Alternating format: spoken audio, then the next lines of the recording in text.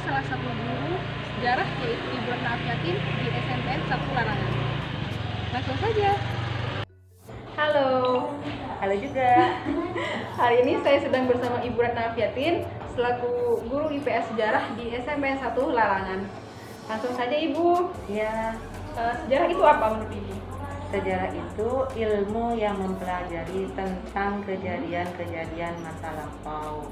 Bisa juga menjelaskan tentang keadaan manusianya atau bisa perubahan-perubahan manusia secara nyata.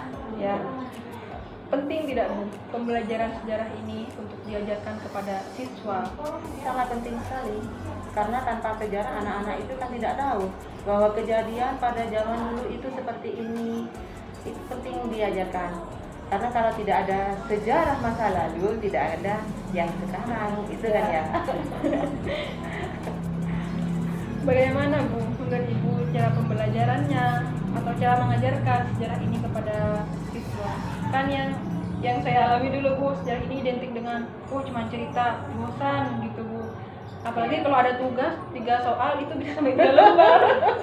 Iya. Menurut Ibu ini bagaimana? Iya, memang pelajaran sejarah itu menurut saya sendiri untuk diajarkan ke anak-anak itu agak sulit. Anak-anak itu bosan, Ya Bu.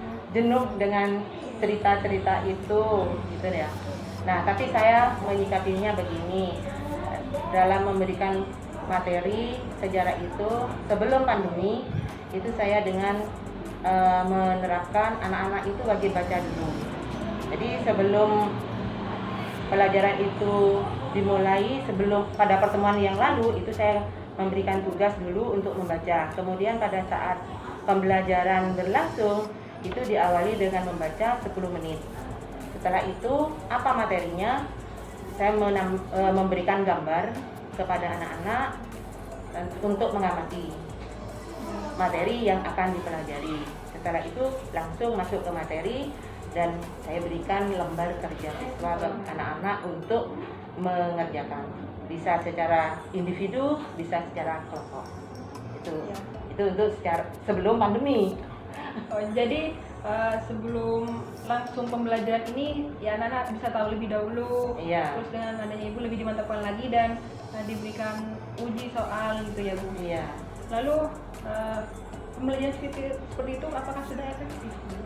Ya, memang kurang efektif menurut saya. Awalnya anak-anak itu kan memang perlu arahan, perlu bimbingan untuk bisa. Nah, ini saya berinisiatif sendiri itu ya. Kalau sebelum pada saat pembelajaran anak-anak itu dibimbing.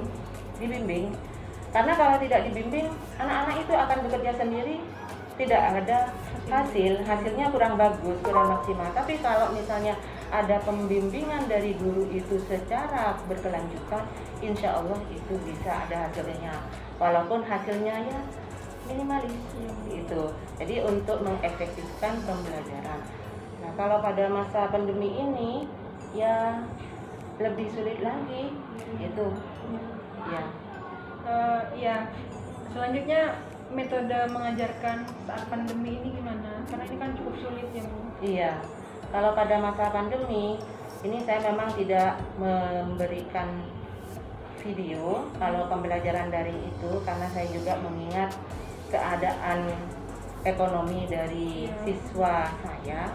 Nah, jadi saya hanya menampilkan gambar-gambar, kemudian memberikan juga materi kepada anak-anak, sekaligus juga bisa anak-anak itu browsing untuk materi tersebut.